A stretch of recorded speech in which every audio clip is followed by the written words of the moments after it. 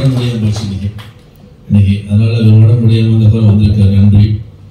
அப்புறம் என்னோட இளைஞர் பகுதியில் இருந்த சகோதரர் பிரகாஷ் அவர்களே, சகோதரர் ஷான் அவர்களே, முனேஷ் அவர்களே, அப்புறம் புதுசாக நேஷனல் கவுன்சில் மெம்பரான சகோதரர் கோபி அவர்களே, இளத்தலைவர்களே, இங்கே வந்திருக்க பேரர்களே, உங்கள் அனைவருக்கும் முதல் கண் வணக்கம்.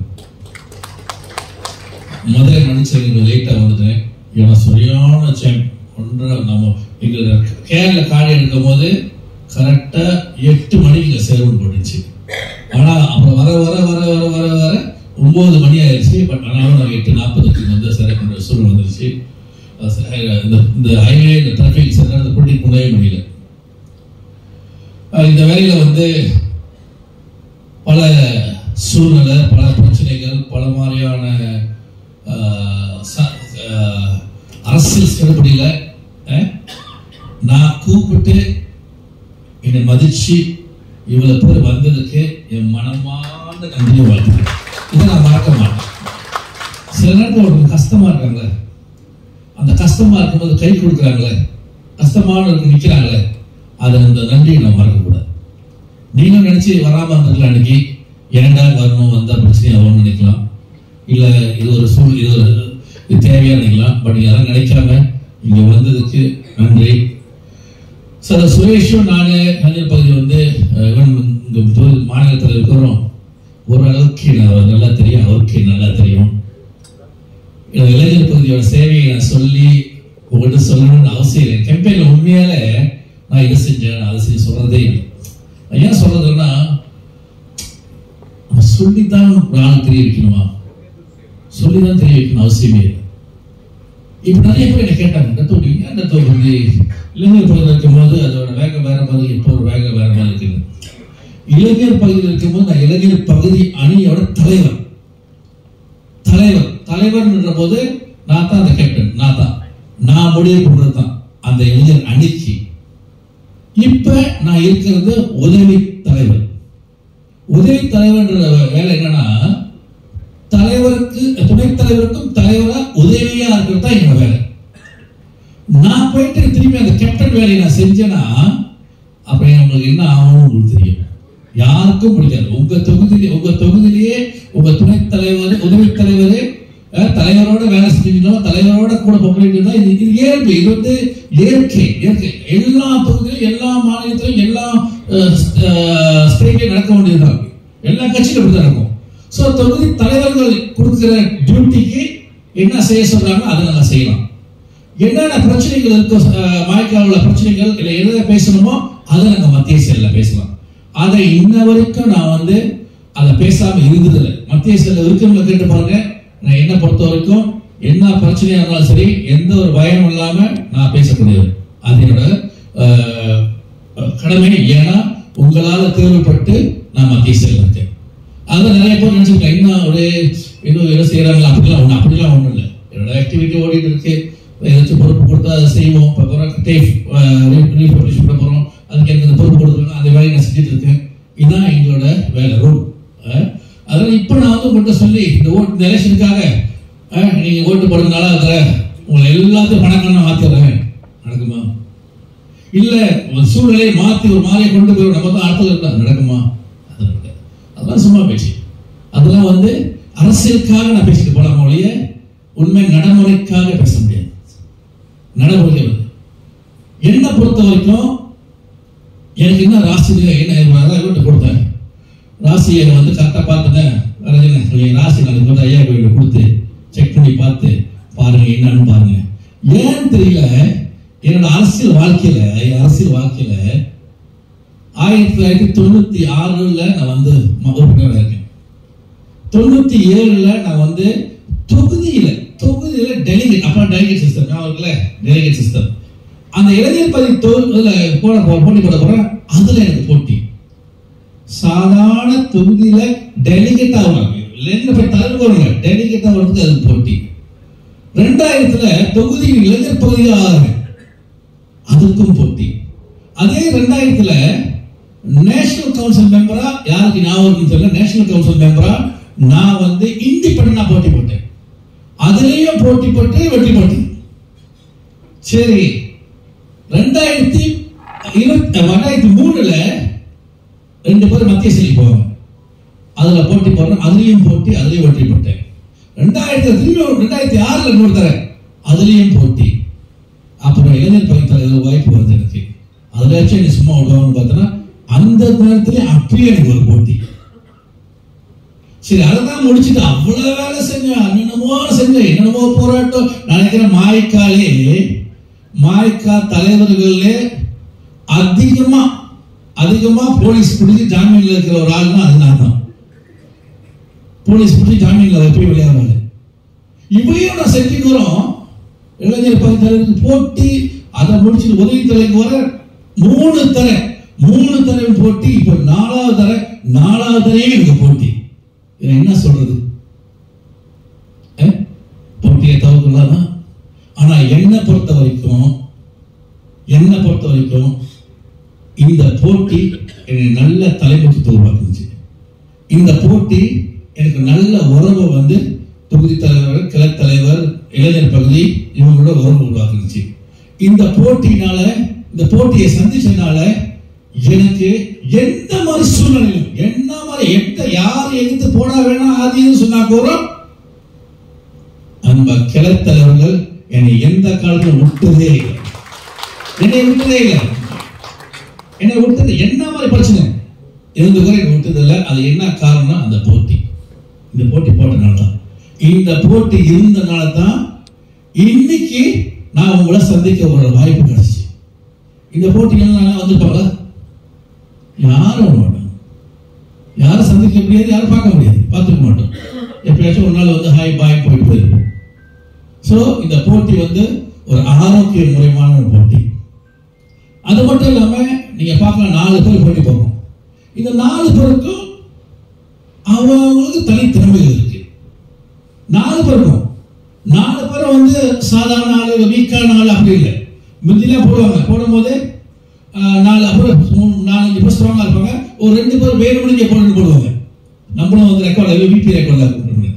ஆனா இங்கே அப்படி இல்லை. நெல்சன் செனட்டர், இளைஞர் பணி தலைவராக இருக்காரு, எல்லா திறமையும் அவர்கிட்ட இருக்கு. அவர் கல்விமான்.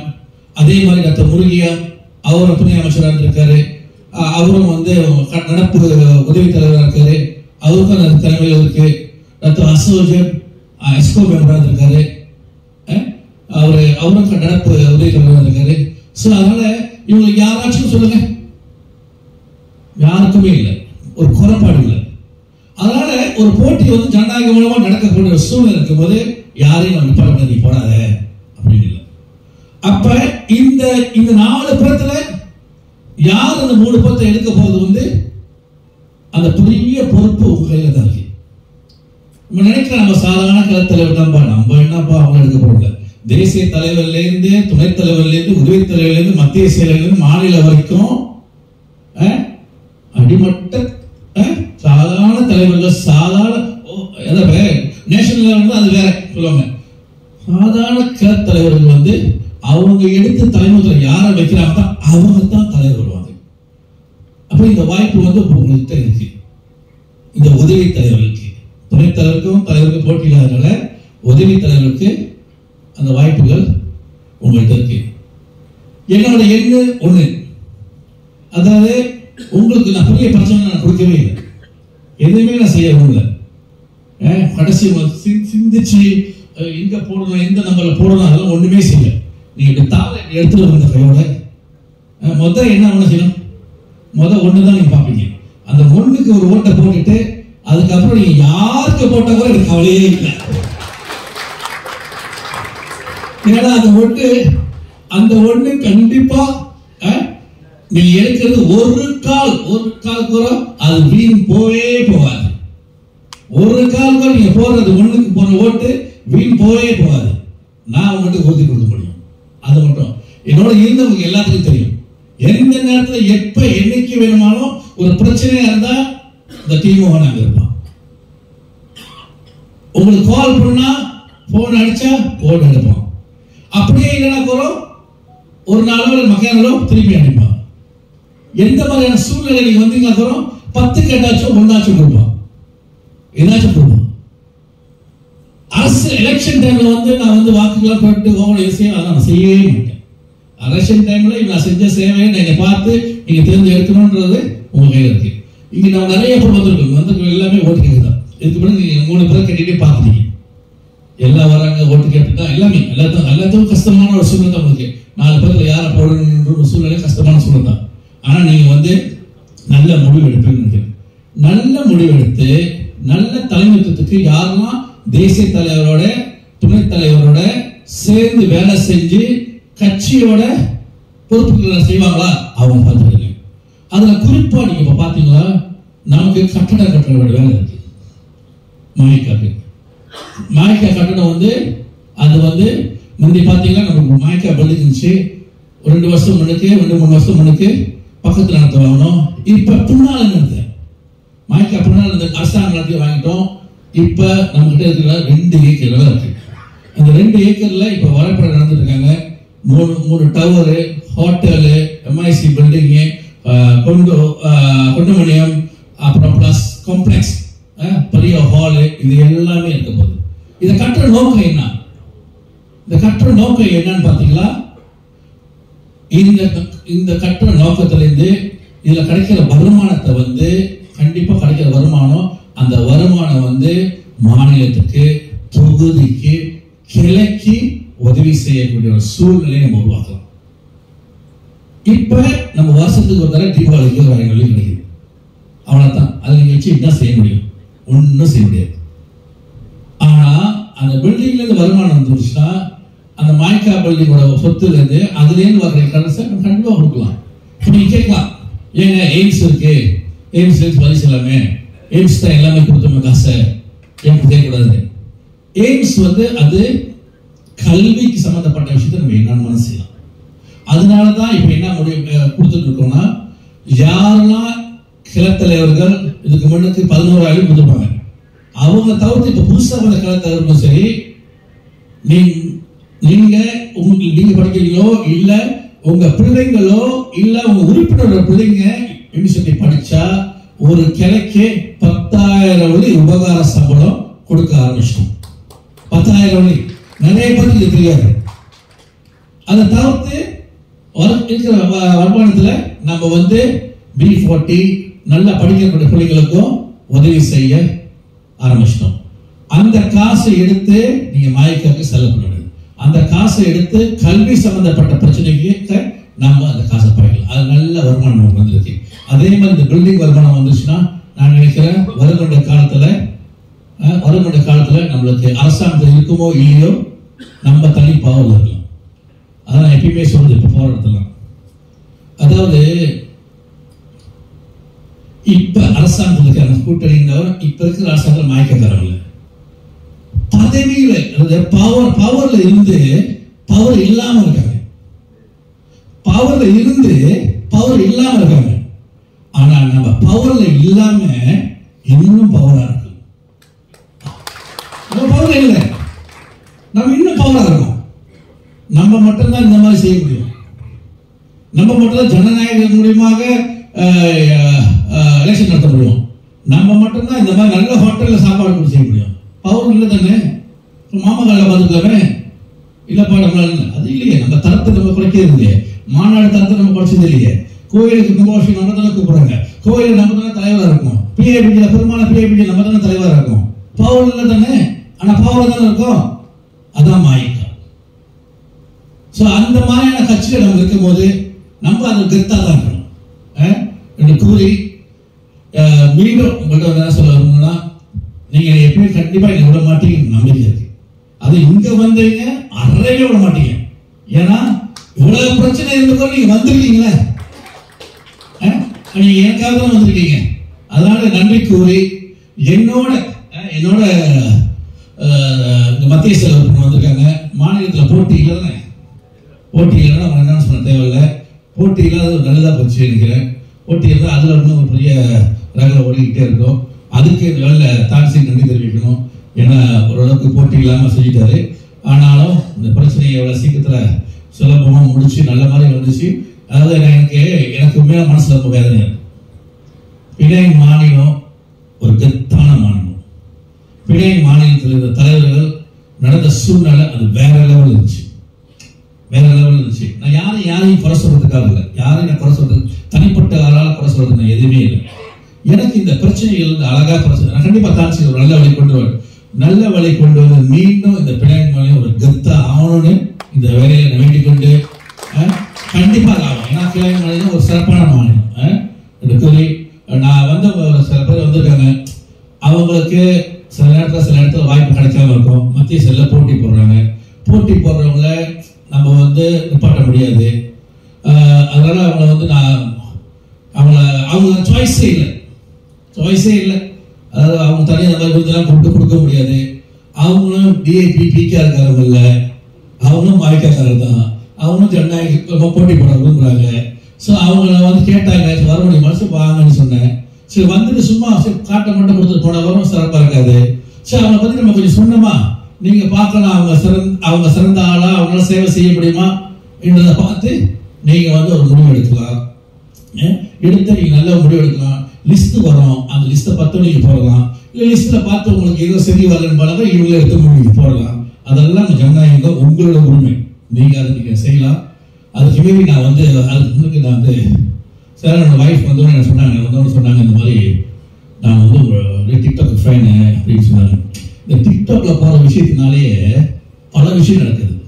நான் எங்கேயோ ஒரு இடத்துல எங்க பேசினேன் நான் சொல்றேன், ஒரு தலைவனாக இருந்தா